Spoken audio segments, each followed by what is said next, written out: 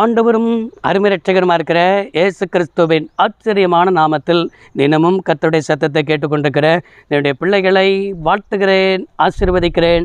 நீங்கள் ஆசீர்வதிக்கப்பட்டவர்கள். இந்த நாளிலும் கூட உங்களை ஆவியானவர் பார்க்கும் பொழுது எப்படி பார்க்கிறார்னா, தடைப்பட்ட ஓட்டம் உங்களுடைய வாழ்க்கையில் காணப்படுகிறதாகவே ஆவியானவர் பார்த்து இந்த வார்த்தையை பேசி கொண்டிருக்கிறார்.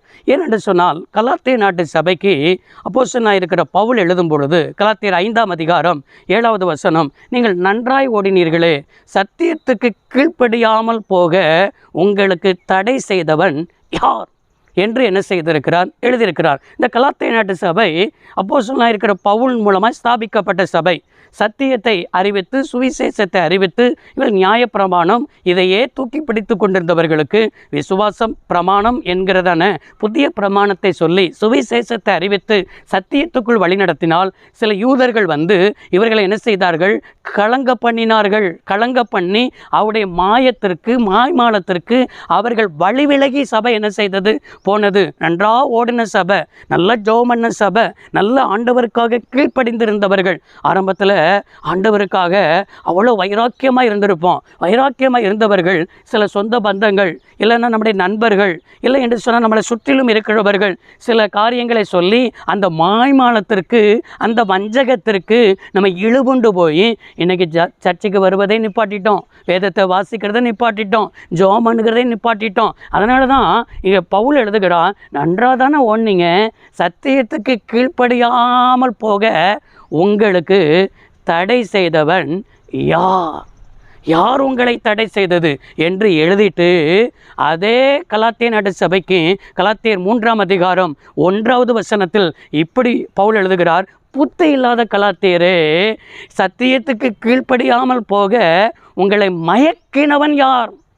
அவருடைய மயக்கத்திற்கு, அவருடைய வஞ்சகத்திற்கு, மயக்கமான காரியத்திற்கு அநேகர் என்ன செய்வாங்க தெரியுமா? நான்லாம் ஆரம்பத்தில் நல்லா சர்ச்சுக்கு தான் போனேன், அந்த சபைக்கெலாம் நல்லா போனேன், நல்லா ஆண்டவர் காணிக்கலாம் நல்லா கொடுத்தேன், இவ்வளோ கொடுத்துருக்குறேன். ஆனால் அங்கே போய் எனக்கு என்ன செஞ்சோன்னா ஒன்றும் நடக்கலை அப்படின்னு சொல்லி என்ன செய்வாங்கன்னா, நன்றாக ஓடிக்கொண்டிருக்கிறவர்களையும் அவருடைய மயக்கத்திற்கு, மாயத்திற்கு, வஞ்சகத்திற்கு, சூழ்ச்சிகளுக்கு இழுத்து இதுதான் பிசாசு தந்திரம். ஒன்றும் நடக்கலைன்னு அவிசுவாசமாக சொல்கிறவனுக்கு நடக்காது, விசுவாசிக்கிறவனுக்கு தான் நடக்கும்னு பைபிள் சொல்லுது. அப்படி என்றால் அந்த மாய வலைக்கு நீங்கள் இன்றைக்கி என்ன செய்கிறீங்க, சிக்கொண்டு இருக்கிறீங்க.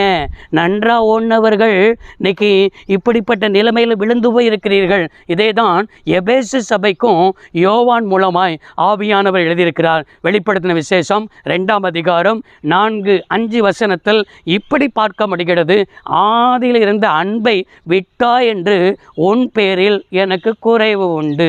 நீ எந்த நிலைமையிலிருந்து விழுந்தாய் என்று சொல்லி முதலாவது நினைத்து, 2வது மனம் திரும்பி ஆதியிலே செய்த கிரியைகளை செய்வாயாக என்று என்ன செய்திருக்கிறார். அங்கே வெளிப்படுத்தின விசேஷத்தில் எபேசு சபைக்கு ஆவியானவர் எச்சரித்து எழுதுகிறார். நம்ம நினைக்கணும், நம்ம அந்த காரியத்தில், விழுந்த காரியத்தில், இன்னும் மாய்மாலத்துக்கு விட்டு கொடுத்த காரியத்தில், சத்தியத்துக்கு கீழ்ப்படியாமல் போன காரியத்தில் நம்மலாம் என்ன செய்யணும், மனம் திரும்பி ஆதியில் எப்படிலாம் வைராக்கியமாக ஓடணுமோ நம்ம ஓடணும். இல்லைன்னா நான் சீக்கிரமாக வந்து உன் விளக்கு தண்டை உன்னிடத்திலிருந்து என்ன செய்வேன், நீக்கிடுவேன் அப்படின்னு ஆண்டவர் சொல்லுகிறார், எச்சரிப்பு சொல்லுகிறார். எனவே இன்றைக்கி ஆண்டவர் ஒரு மனம் திரும்புவதற்கு ஆண்டவர் உங்களிடத்தில் எதிர்பார்க்கிறார், நினைக்க எதிர்பார்க்கிறார், ஆதியின் செய்த கிரியைகளை எதிர்பார்க்கிறார், ஆதியில் எப்படிலாம் ஓடினீங்க அந்த ஓட்டத்துக்கு திரும்ப வரணும்னு எதிர்பார்க்கிறார். அதுக்கு ஆண்டவர் பலன் தருவார். நீங்கள் சோர்ந்து போகக்கூடாது.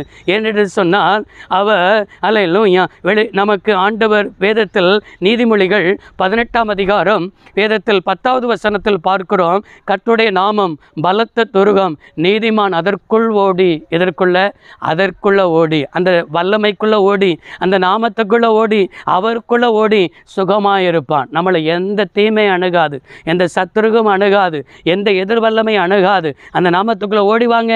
ஆரம்பத்தில் இருந்த அந்த வைராக்கியத்துக்குள்ளே ஓடிவாங்க. ஆண்டவர்களை ஆசீர்வதிப்பார். ஜெபிப்போம். சர்வ வல்லமையுள்ள தெய்வமே, அருமை தகப்பனே, இந்த வார்த்தையின்படியே பிள்ளைகள் வாழ்ந்திருக்க, சுகித்திருக்க, நன்மை அனுபவிக்க உதவி செய்யும். இயேசு இரட்சக நாமத்தில் பிதாவே, ஆமென். கர்த்தர் உங்களை ஆசீர்வதிப்பார். God bless you.